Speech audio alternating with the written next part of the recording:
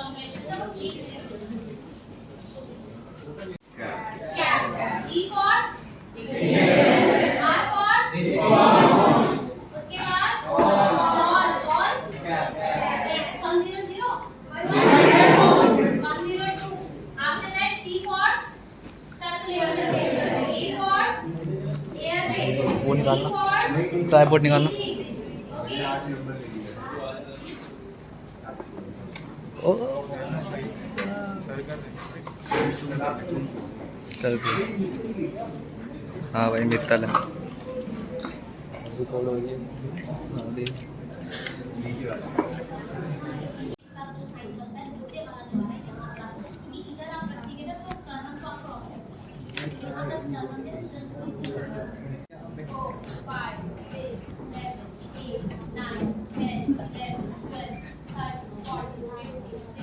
देखा आज मैं ट्राइपॉड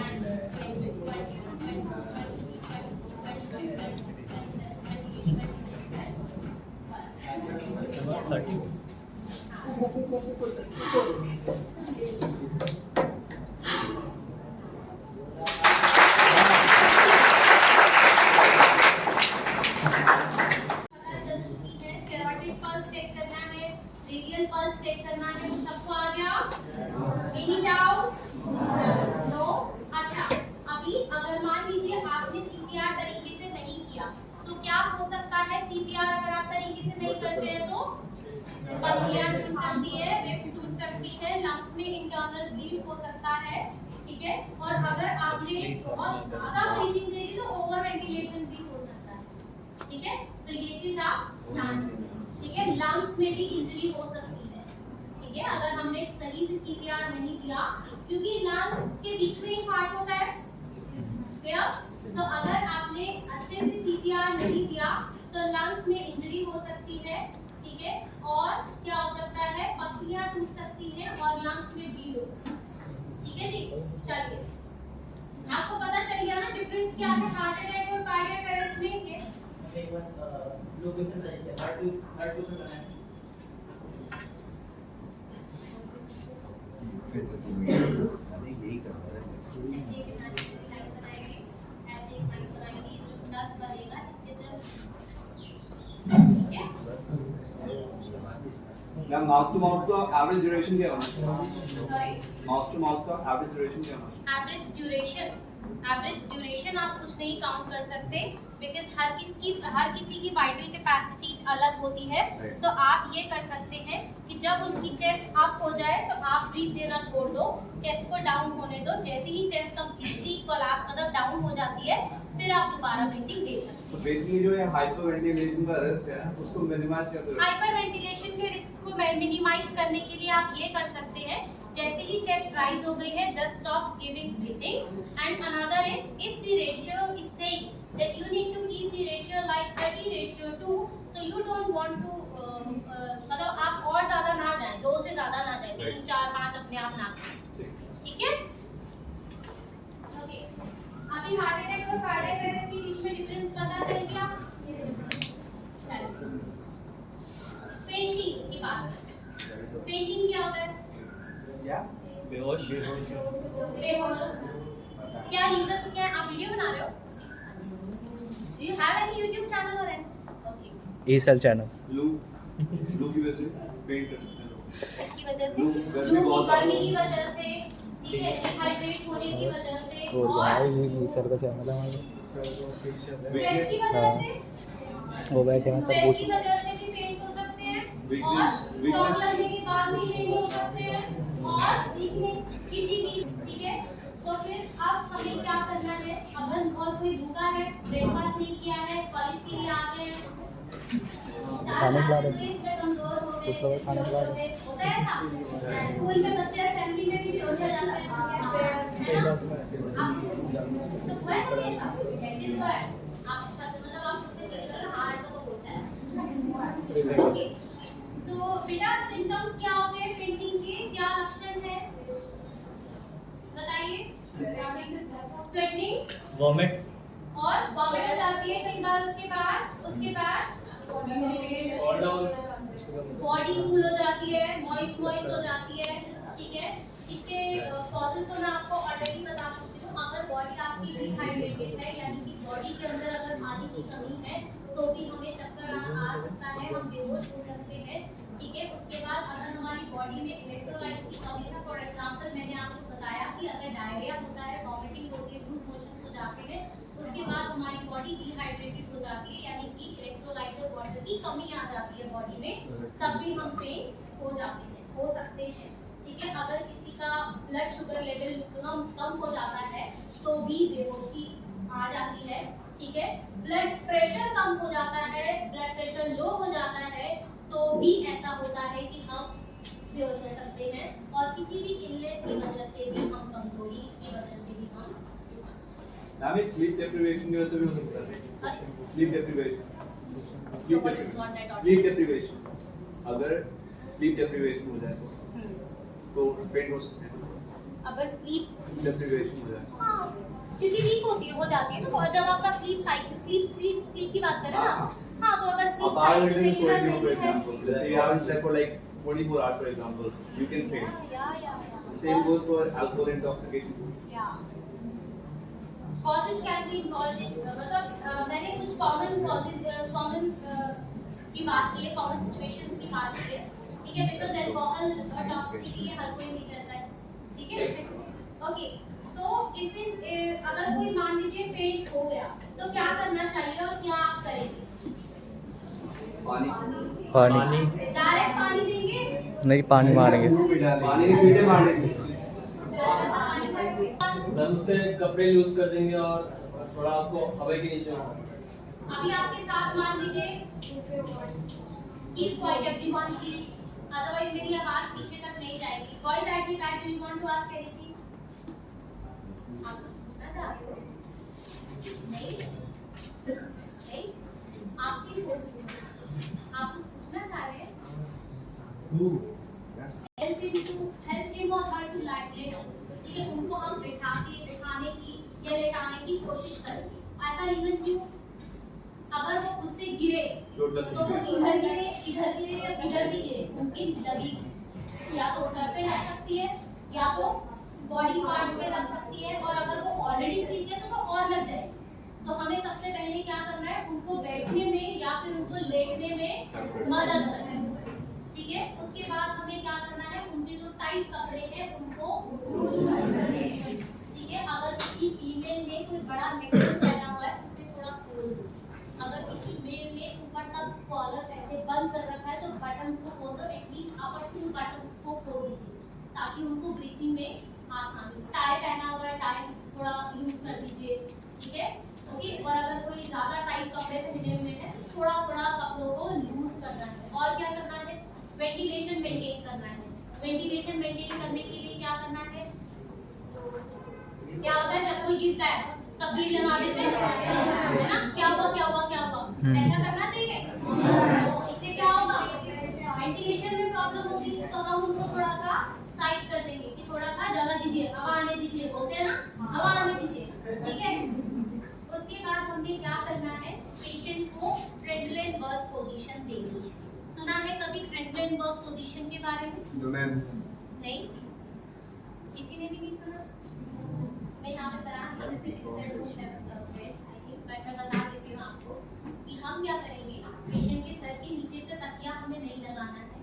इस कंडीशन में जब हम पेशेंट को ट्रेडलेनबर्ग पोजीशन दे रहे हैं, हमने क्या करना है, पेशेंट को फ्लैट सरफेस पे लेटा के पेशेंट के पैरों को 1 फीट तक ऊपर रखना है। ये आई थिंक व्हाट्सएप पे भी काफी जगह वायरल हुआ है ये। ठीक है, ट्रेडलेनबर्ग पोजीशन आपने पेशेंट को दी है। ठीक है, पैरों को ऊपर कर देना है लेकिन सर के नीचे कुछ नहीं रखना। ठीक है, ऐसा क्यों करते हैं हम? ताकि ब्लड का फ्लो सर्कुलेशन हेड तक आए, ब्लड सर्कुलेशन कहाँ तक पहुँचता है, ब्रेन तक। आसानी से पहुँच सकता है।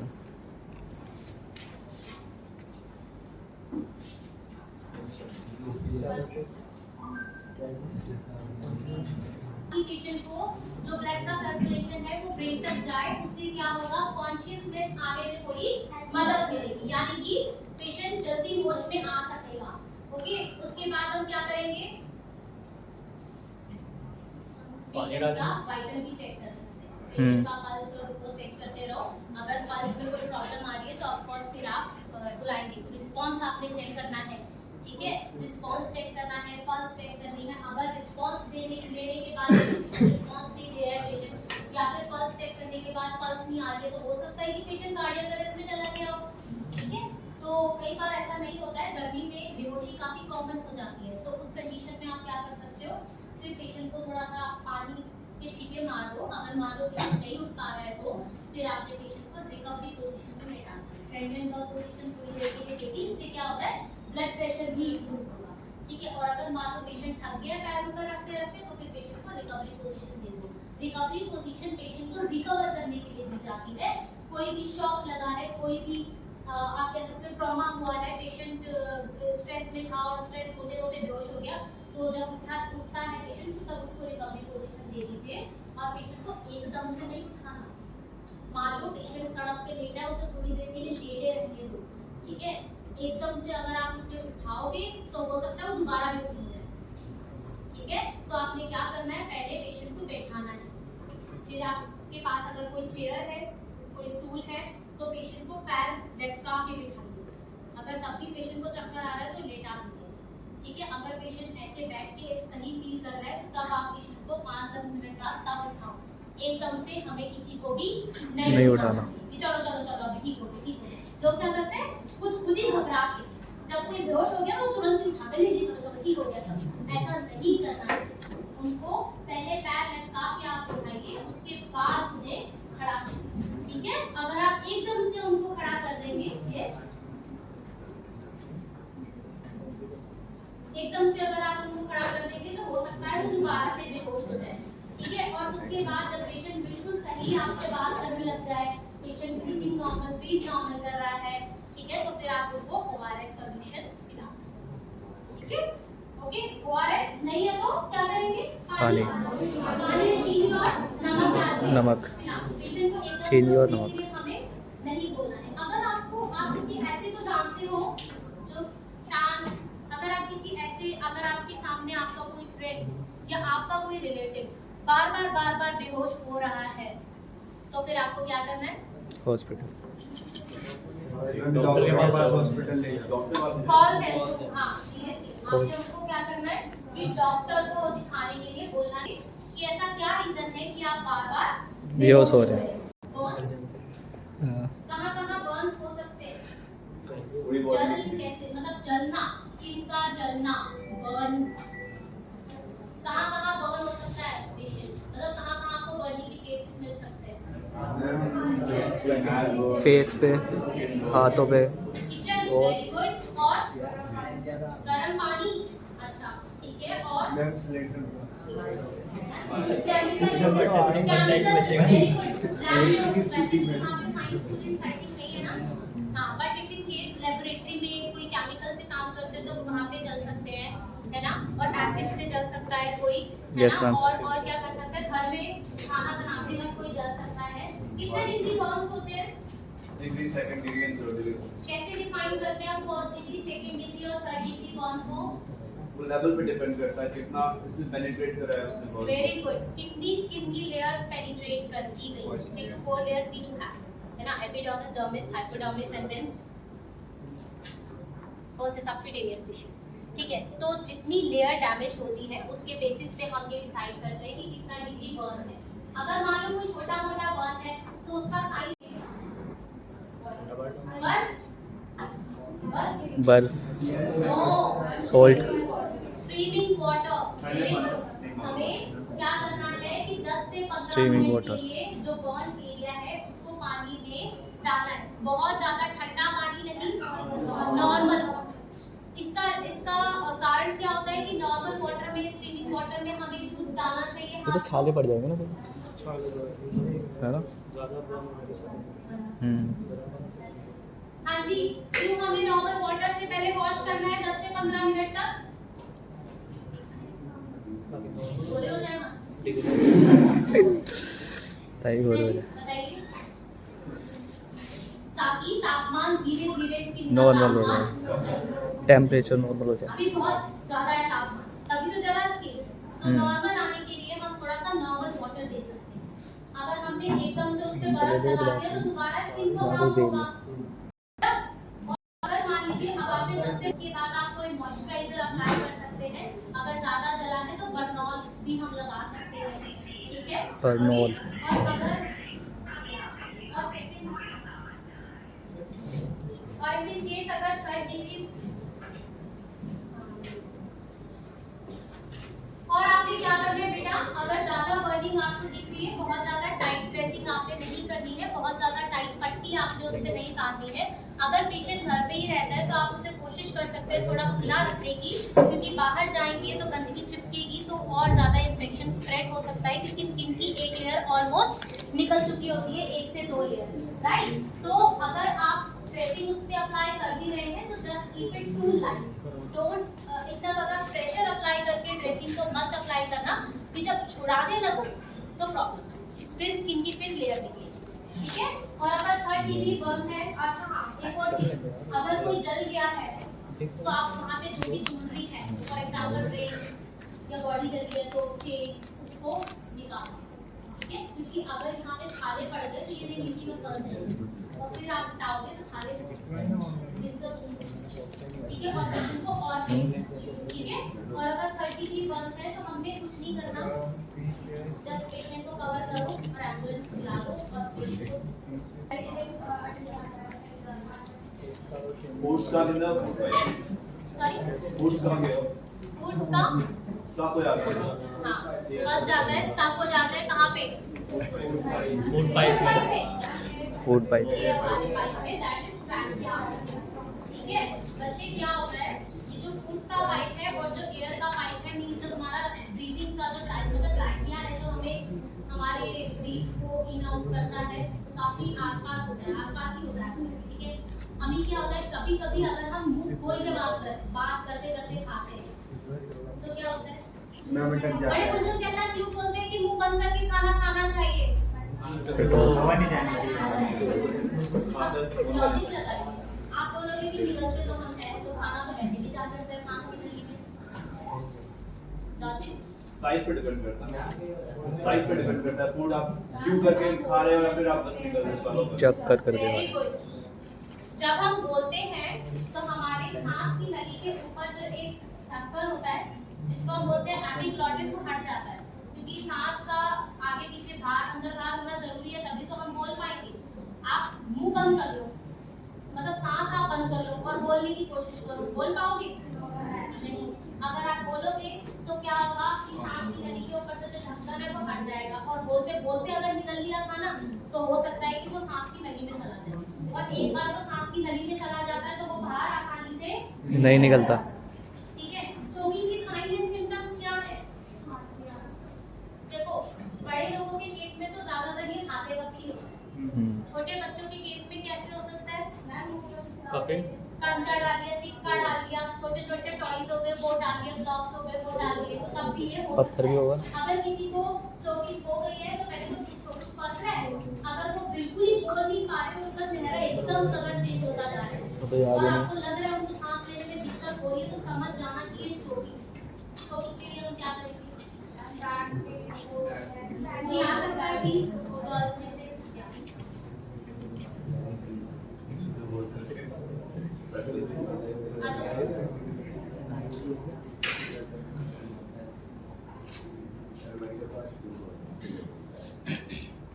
आपने क्या करना है, जो पर्सन चोक हो रहा है पहले तो हम अपनी तरफ से बोलते हैं कि खांसो हो तो क्या पता निकल जाए, ठीक है। अगर मान लो ऐसा नहीं होता है तो क्या करना है, पेशेंट के ऐसे हाथ रख के पेशेंट को थोड़ा सा आगे की तरफ झुका के, उनकी जो 2 शोल्डर ब्लेड्स होते हैं ना, ब्लेड्स पर शोल्डर ब्लेड्स पता है, उसके बीच में आपने ऐसे हाथ रखना है, ये हील ऑफ द पाम, और ऐसे ऐसे करना है। अभी नहीं करूंगी मैं, ब्रेकफास्ट है बाहर निकल जाएगा, ऐसे ऐसे करना है, ठीक है, ऐसे ऐसे करना है। अगर उससे भी बात नहीं बन पा रही है तो अब आपने पेशेंट को क्या करवाना होगा, वॉमिट कराने के लिए आपने क्या करना है, आपने क्या करना है कि पेशेंट के ऐसे हाथ अपना ऐसे एक उसकी मतलब ऐसे बनाना है हाथ से, और पेट की तरफ ऐसे दबाना है, चेस्ट से नीचे यहाँ पर ऐसे दबाना है।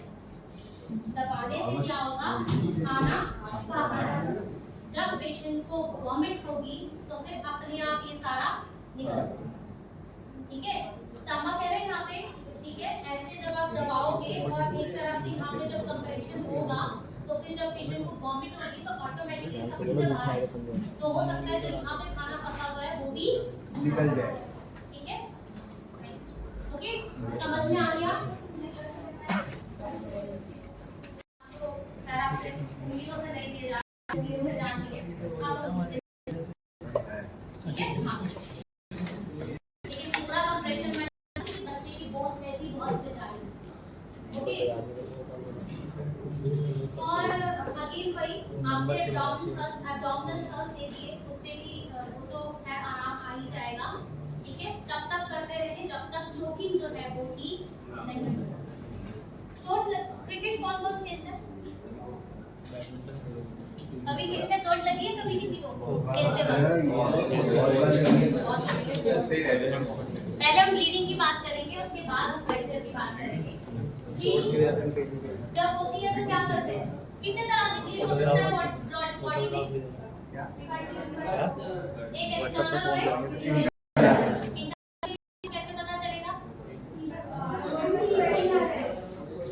स्वेलिंग हो जाती है, ब्लीड हुआ वो रेडियस नोज से बाहर आता है ब्लड, मुंह से बाहर आ सकता है, ईयर से बाहर आ सकता है। This is called as EAT bleeding, very good, ठीक है। नाक से ब्लड आ रहा है, यहाँ से ब्लड आ गया, यहाँ आंखों में आपको ब्लड दिख गया, तो वो ज्यादातर इंटरनल ब्लीडिंग के चांसेस पूछना चाह रहे हो, ओके। और अगर मान लीजिए पेशेंट को एट दैट टाइम ही चक्कर आना चालू हो रहा है या वॉमिट हो गई है, तो आप समझ सकते हो कि पेशेंट को कहीं इंटरनल ब्लीड हुआ है। उस केस में आप कुछ नहीं कर सकते हो, बच्चे you just need to rush to the hospital so that patient may can get the treatment, okay. External bleeding से क्या होगा, क्या करोगे? पहले तो साफ करोगे। अगर बहुत ज्यादा पहले तो क्रीट रोकेंगे ना, पहले ब्लीडिंग चुन्नी खा नहीं वो तो नहीं है, पर मैं बता देती हूँ, ठीक है। रुमाल से आपने क्या करना है, अगर कहीं पर भी ब्लीडिंग हो रही है, ठीक है, तो कोई भी पट्टी तो ऑफकोर्स वहाँ पे मुश्किल ही है, हैंकी ले लो, टाइटली ना उसको, मतलब एक टाइट ड्रेसिंग बना लो, बिल्कुल एक टाइट ड्रेसिंग, ठीक है। जैसे ये दुपट्टा है मेरा, ठीक है, आप उसको जब ऐसे फोल्ड करोगे ना तो बिल्कुल ऐसे टाइट ड्रेसिंग बनानी है। पतली लेयर लगाओगे तो वो बड़ी ब्लीडिंग में, हैवी ब्लीडिंग में वो काम नहीं आएगा, वो ब्लड उसको वैसे ही क्रॉस कर जाएगा, ठीक है। आपने क्या करना है, टाइट ड्रेसिंग करनी है, रोल रोल रोल रोल करते रहो हैंकी को और टाइट ड्रेसिंग करनी है, टाइट ड्रेसिंग लगा के उस एरिया पे, ठीक है, और कपड़ा बांधना। उससे क्या होगा, ब्लड, हमारी बॉडी में एक ब्लड रुकने का एक प्रोसेस होता है जिसको हम बोलते हैं हीमोस्टैसिस। उस प्रोसेस को एक्टिवेट होने में कम से कम आई थिंक 1 मिनट 2 मिनट से बहुत ज्यादा टाइम, 1 मिनट 2 मिनट तो आराम से लगता है, ठीक है। अभी जब आप उसको ऐसे प्रेस ही नहीं करोगे तो वो स्टार्ट ही नहीं होगा, इनिशिएट ही नहीं होगा, ब्लड बहता जाएगा। तो आपने क्या करा, जैसे ही वो लगाया गॉज, ठीक है, या फिर कोई भी कपड़ा आपने लगा दिया तो धीरे धीरे धीरे धीरे क्या होगा, पहले ब्लड वेसल्स अपने अंदर चेंजेस करेंगे, ब्लड वेसल्स थोड़ा सा अपना साइज डिक्रीज करेंगे तो ब्लड बहना थोड़ा कम होगा, उसके बाद प्लेटलेट्स उस जगह पर आएंगे, फिर वहाँ पे और भी एक प्रोटीन होता है फिब्रिन जिसको हम बोलते हैं, वो भी उस जगह पर आएगा, फिर वो वहाँ पर थक्का जमाना स्टार्ट करेगा। कभी भी कोई भी चोट ऐसी होती है, आपने 5 मिनट तक उसको दबा के रखा और ब्लड वहाँ पे पतली सी लेयर बन गई, उसको हटा के मत देखना, ठीक हुआ क्या? उसमें एक टेम्परेरी लेयर होती है, ठीक है बच्चे, उसपे एक टेम्परेरी लेयर जमी होती है, अगर आप उसको ऐसे खोल दोगे ना तो वो टेम्परेरी लेयर हट जाएगी और फिर से वो एरिया ब्लीड करना स्टार्ट कर देगा।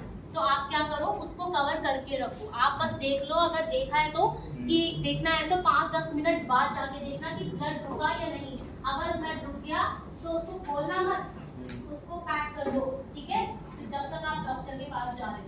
इससे क्या होगा, थोड़ा सा ब्लीडिंग मिनिमाइज हो जाएगी। अगर ब्लड बहुत ज्यादा बह गया तो पेशेंट को चक्कर आना चालू होगा और भी कॉम्प्लिकेशंस हो सकती है, ठीक है। इंटरनल ब्लीडिंग अगर किसी को कॉन्टिन्यूअसली होती है तो उसमें ये भी होता है कि स्टूल पे ब्लड आ रहा है, स्टूल पता है सबको? क्या? मोशंस पास करते वक्त ब्लड आ रहा है, कहीं किसी किसी को यूरिन में भी ब्लड आता है, बट वो चोट में जो आपको इंटरनल ब्लीडिंग होती है ना, ठीक है, तो उसका तो नाक कान से सुना। सीजर पता है? सीजर क्या होता है? दौरे। एपिलेप्टिक होता है, वेरी गुड।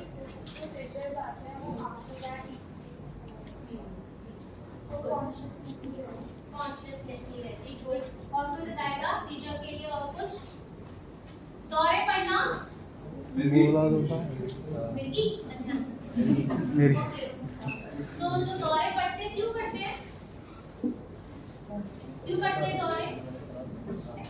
बताइए। Very good. आपको पता है हमारी बॉडी का ऑलमोस्ट सारे ही प्रोसेसेस कहीं ना कहीं ब्रेन से जुड़े हुए हैं। सिग्नल्स जो है जो ट्रांसमिट होते हैं वो आते जाते हैं, तभी हमारी बॉडी प्रॉपर्ली वर्क करती है। बट इफ इन केस ये सिग्नल्स अगर प्रॉपर्ली ट्रांसमिट नहीं हो पा रहे हैं तो कहीं ना कहीं ब्रेन से हमारी बॉडी का जो कनेक्शन है वो टूट रहा है। तभी तो क्या होता है कि पेशेंट के हाथ पैर हिल रहे हैं, ठीक है, पेशेंट बिल्कुल अनकॉन्शियस है, पेशेंट का सर मूव कर रहा है अपने आप ही, तो दैट इज सीजर। ओके, अभी इस कंडीशन में मान लो किसी को दौरा आ रहा है, तो आप क्या करोगे बेटा? हाँ बताओ बताओ। बैठी नहीं पाएंगी। हाँ जी, आप कुछ बोले तो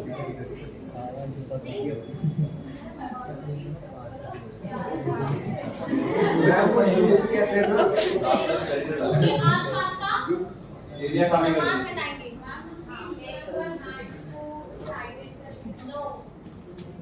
गलतियां लोग क्या करते हैं, पहले मैं गलतियां बताती हूँ, उसके बाद बताऊंगी कि क्या करना है आपको। लोग क्या करते हैं, चम्मच डाल देते हैं मुंह में। दांतों के बीच में डाल देते हैं। दांत टूटने दो। दांतों के बीच में डाल देते हैं। दांतों के बीच में डाल देते हैं। दांतों के बीच में कुछ देते हैं ताकि लीक कटे ना। ठीक है, और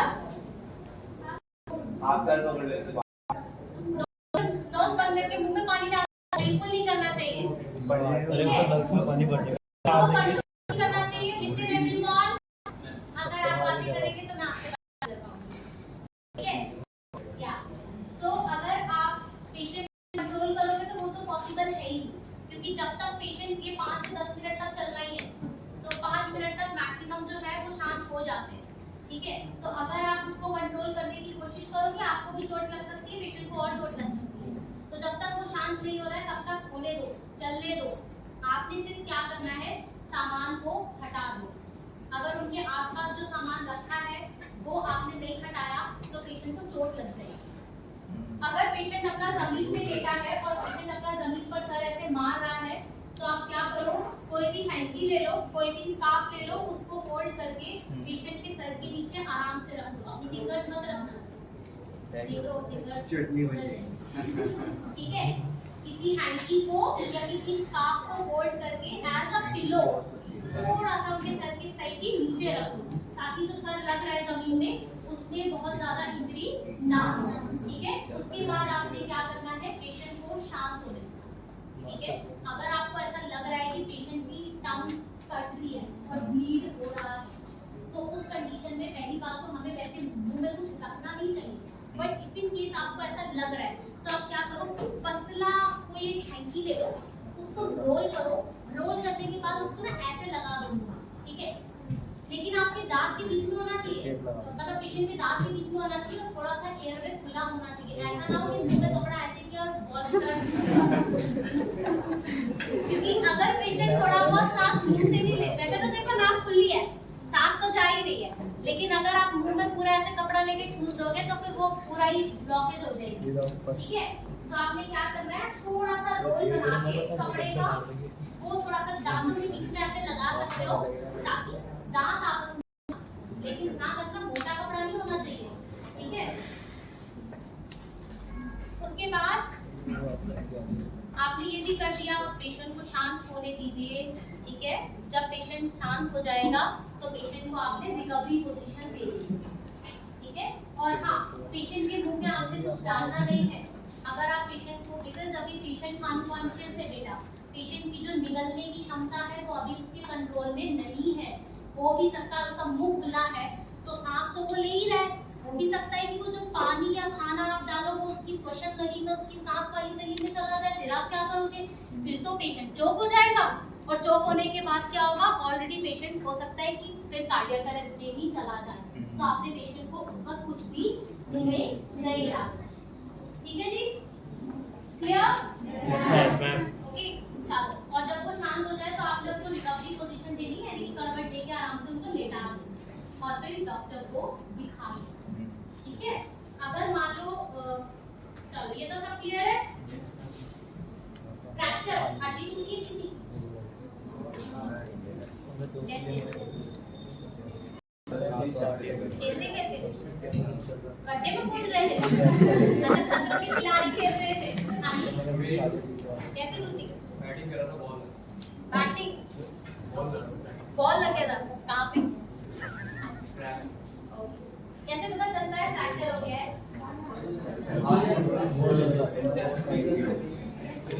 एक्सरे करवाती स्वेलिंग आती है और हाथ हिलता नहीं है, वो पार्ट इमोबाइल हो जाता है, पेन होता है और सूजन आ जाती है, वेरी गुड, स्वेलिंग हो जाती है। ठीक है, जो पार्ट में फ्रैक्चर होता है वो पार्ट में स्वेलिंग हो जाती है, वो पार्ट इमोबाइल हो जाता है, आप उसको मूव नहीं कर पाते हैं। ठीक है, और रेडनेस हो जाती है। ठीक है, ओपन फ्रैक्चर और क्लोज फ्रैक्चर अगर आपको विजिबल नहीं है बाहर कुछ भी, स्किन वगैरह कुछ, मतलब स्किन तो ठीक है बंद है लेकिन बस अंदर से स्वेलिंग है, दैट इज क्लोज, मतलब अंदर ही है ना फ्रैक्चर। लेकिन इसमें क्या होता है कि ब्लड बाहर मिनी वाला आखिरी है। ठीक है, और उसमें हड्डी भी कई बार बाहर नहीं है, स्किन के साथ ही हड्डी बाहर ऐसे आ जाती है ओपन। ठीक है, तो अलग-अलग टाइप के अलग-अलग, अगर मान लो ओपन फ्रैक्चर है, बाहर है और ब्लीडिंग हो रही है, स्किन भी फट गई है, तो आपने क्या करना है? पहले क्या करोगे? नहीं आते हाँ जी, वेरी गुड वेरी गुड। लेकिन उससे पहले अगर ब्लीडिंग हो रही है तो पहले किसी एब्जॉर्बेंट मटेरियल से उसको ब्लड को एब्जॉर्ब करो। ठीक है, ब्लड को एब्जॉर्ब कर लो, उसके बाद ताकि आपको पता चल जाए ना किस लोकेशन पे मेनली प्रॉब्लम है। जब ब्लड बहुत ज्यादा स्प्रेड होता है तो आपको पता भी नहीं चल पाता, लगी है राइट। आपने ब्लड को पहले एब्जॉर्ब कर लिया, उसके बाद गद्देदार एक पैड बनाओ। ठीक है, गद्देदार होना चाहिए, उसको वहाँ पे लगाओ। ठीक है, अगर लगाने के बाद फिर उसको पार्ट को आपने क्या करना है? हिलने से बचाना। अब उस पार्ट को हिलने से बचाने के लिए आप क्या कर सकते हो? लकड़ी की स्टिक ले सकते हो, वो बांध सकते हो हाथ या पैर के साथ। ठीक है, और अगर मान लो लकड़ी की स्टिक आपके पास नहीं है तो गत्ते वाली कॉपी ले लो, गत्ते वाली कॉपी से हाथ ऐसे रख के उसके साथ बांध के आप उसको पेशेंट को ले जा सकते हो। अगर मान लो पेशेंट गिर गया और हड्डियां अपनी बॉडी की लग रही है कि टूटी हुई, तब क्या करोगे? और अगर आपको पेशेंट को ट्रांसफर करना भी है ना, तो कैसे ट्रांसफर करोगे? उनको उठाना तो नहीं चाहिए, फर्स्ट ऑफ ऑल उनको उठाना नहीं चाहिए। अगर आप पहली बात तो आप कोशिश करना पूछिए, क्योंकि स्पाइन कोड होता है, स्पाइन कोड से ट्रांसफर किया जाता है। बट अगर इन केस आपको हटाना भी पड़ गया पेशेंट को, तो सीधा लकड़ी का ऐसे कोई वो बड़ा गेट या कोई फट्टा लेके, मतलब बड़ा जो फ्लेक्सिबल ना हो, उसमें आप पेशेंट को लेटाना, ताकि पेशेंट फ्लेक्सिबल, जितना आप फ्लेक्सिबल पे लेटाओगे उतनी ज्यादा उसकी हड्डियां आपस में ऐसे ऐसे करेंगी और ज्यादा कंडीशन वर्स्ट होगी। ठीक है, हर चीज पे आपने ट्रांसफर करना है। पहली बात तो ट्रांसफर करना ही मत, कोशिश करना, क्योंकि जितना आप अगर नहीं हिला उठा पाए बॉडी को तरीके से, तो बॉडी की और कंडीशन बहुत हो जाएगी। छोटे मोटे फ्रैक्चर को तो मैंने आपको बता दिया, लकड़ी का स्केल ले सकते हो, लकड़ी की कोई भी स्टिक ले सकते हो, उसके साथ आप बांध दो, उसको सपोर्ट दे दो। ठीक है, और नहीं तो फिर आप वो जो पैडिंग वाला है वो भी आपने करना ही है साथ। ठीक है,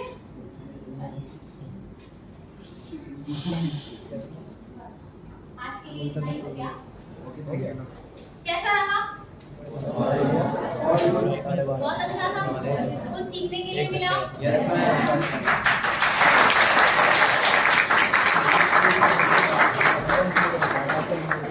थैंक यू सो मच। आप लोगों ने भी पहले एक बार अपने लिए भी क्लैपिंग कर दो सब लोग। बस यार, thank you. Front camera on कर काफी लेना। नीचे हुई तो अगर हम अपनी लाइफ में कुछ भी ऐसी फर्स्ट एड में गलतियां कर रहे हैं तो उन गलतियों को इम्प्रूव करें। सीखना अच्छा है ना? हम किसी की मदद अच्छे से कर सकते हैं। आधी अधूरी नॉलेज होने से बेटर है हमें नॉलेज जितनी भी है वो पूरी हो और अच्छी। ठीक है, चलिए। अच्छा, अब आप लोग वीडियो ऑफ कर सकते हैं। अगर उनको पल्स नहीं आ रही है तो हमें सीपीआर देना है। अगर उनकी पल्स नॉर्मल है तो हमें सीपीआर देने की जरूरत नहीं है। ठीक है, चलिए मैम, थैंक यू। अच्छा, आप उसमें डायलिसिस पढ़ाती हूँ और ये वोकेशनल ट्रेनिंग देती हूँ। उसके अलावा हमारे कुछ अदर कोर्सेज होते हैं जैसे कि मेडिकल लेबोरेटरी टेक्नोलॉजी। इसमें हम ब्लड सैंपलिंग लेना और ये सब सिखाते हैं कि ब्लड सैंपल कैसे लेना है, यूरिन का सैंपल और स्टूल के सैंपल्स की जांच कैसे होनी है। ठीक है, कफ सैंपल्स की जांच कैसे होनी है वो हम इसमें पढ़ाते हैं।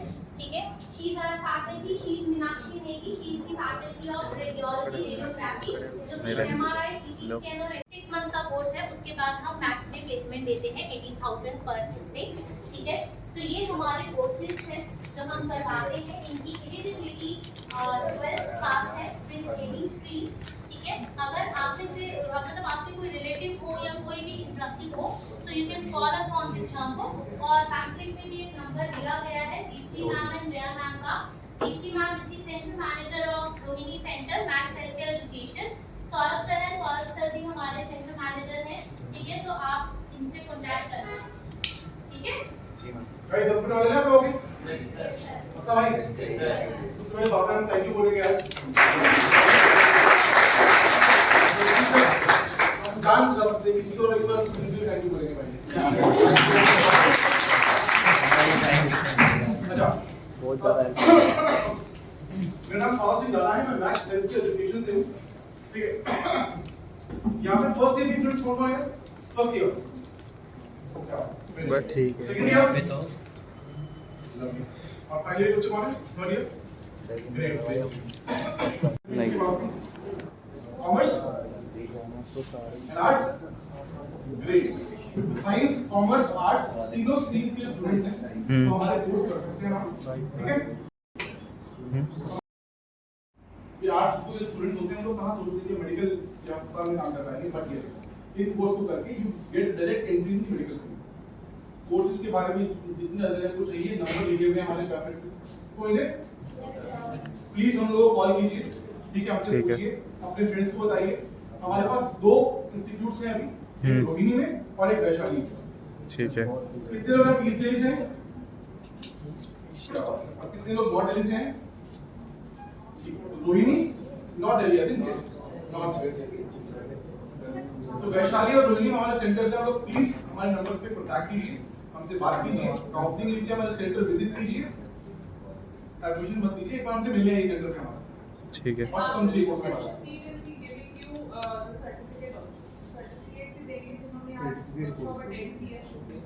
आपको एक सर्टिफिकेट मिलेगा and we give you a call to please come to the centre and correct.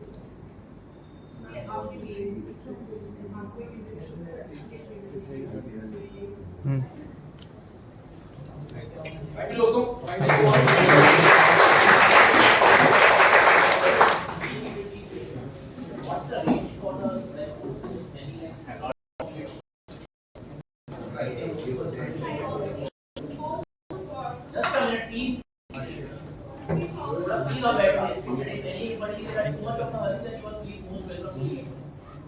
नहीं zoom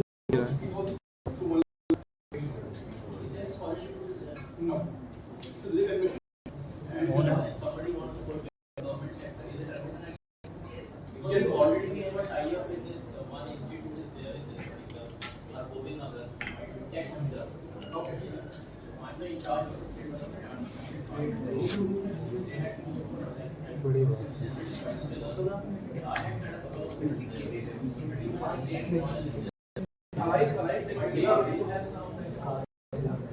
This can be your launching pad, or secondly you are going to help yourself.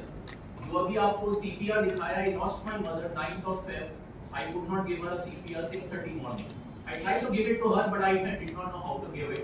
It was a classic case of a CPR. लेकिन CPR आप जितना सीख भी लो, उस वक्त जो situation थी उसमें CPR लेना is very difficult. the person is completely unconscious, क्योंकि ये मेरे ख्याल से तो it should be a part and parcel of every college, every school. And the person who has gone through, I have gone through a CPR for my father whom I lost my mother.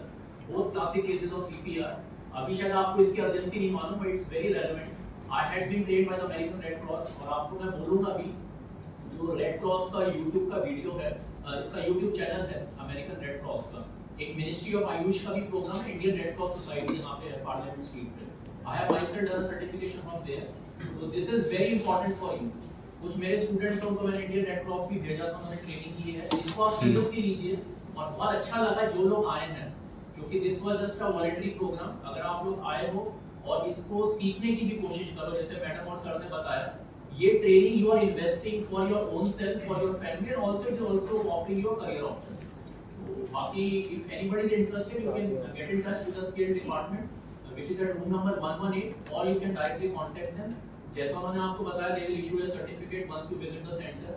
The centers are pretty much very nicely located. I think one is in East Delhi, one is in North Delhi. You can visit our center, and if somebody wants to have a career counseling session, you can have that also. And moreover, those students who are having arts and commerce in their 12th standard, they can also step in into the healthcare sector. That is the most important part. And they can also do BSc after doing the diploma. We give them later entries as well. Because we have tie-ups with Datta Negi University of Medical Science. So after they have completed their diplomas, they can take direct admission to the second year of BSc. It is not mandatory कि आपके पास science ही हो. If आप लोगों के पास 12th में arts and commerce है, आप फिर भी healthcare industry में कर सकते हैं, अपना career start कर सकते हैं. And after doing our diplomas, आप लोग BSc में second year of BSc में admission भी ले सकते हैं. It is a very reputed one, reputed university, Datta Negi Institute of Medical Science. आप लोग Google पे एक बार search कर लीजिए. We have tie-ups with that university as well.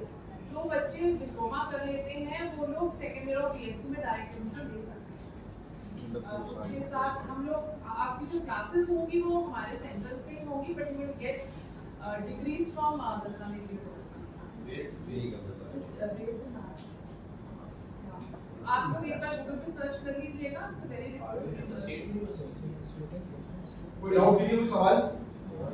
आपके पास दो मोड्स हैं कम्युनिकेशन के. वन आपको शायद एक पैम्फलेट को मिला है, otherwise today like you can just go on Google and you can just type Max Healthcare and you can get in touch with them, and in case you need assistance from the department here, then I have already told you about it. So it's a good career option.